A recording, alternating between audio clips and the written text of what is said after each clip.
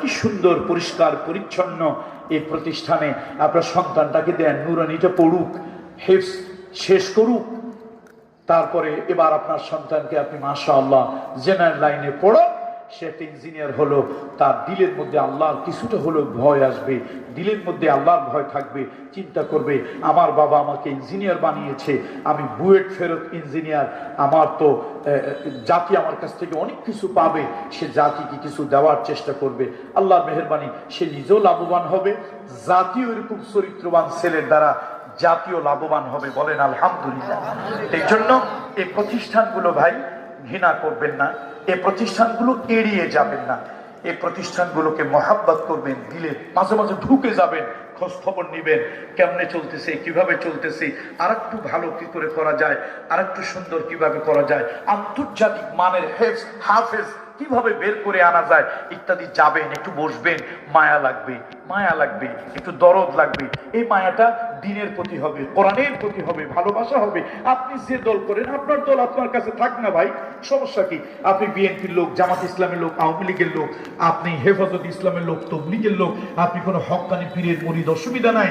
আপনি দেশের একজন নাগরিক, প্রতিষ্ঠানকে ভালোবাসবেন, যাবেন, এলাকার লোকজন প্রতিষ্ঠানে গেলে খোঁজ খবর নিলে তাহলে ওই প্রতিষ্ঠানের উন্নয়ন হয়, উন্নতি হয়, সৌন্দর্য হয়, প্রতিষ্ঠানের আলোচ্যটা এলাকার ভিতরে চতুর্দিকে ছড়িয়ে পড়ে।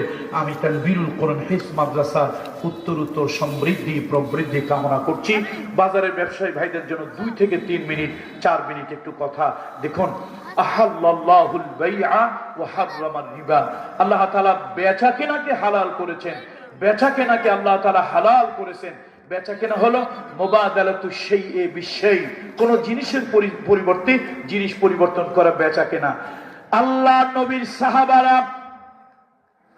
দ্বীন ইসলাম যত মাধ্যমে প্রচার করেছেন তার মধ্যে অন্যতম মাধ্যম হলো ব্যবসা।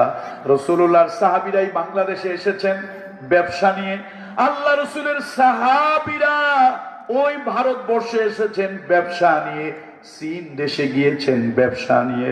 শুধু তাই নয়, আমি প্রায় 8-9 বছর আগের কথা, একবার মালয়েশিয়ার মালাক্কা গেলাম, আজ থেকে 20 বছর 25 বছর আগে মালয়েশিয়া গেছি। শুনছি মালাক্কা এই সমুদ্র বন্দরের ভিতরে একটা দ্বীপ আছে, সে দ্বীপের ভিতরে আল্লাহ একজন ওলির কবর। কি দ্বীপের ভিতরে আল্লাহর ওলির কবর হবে কেন?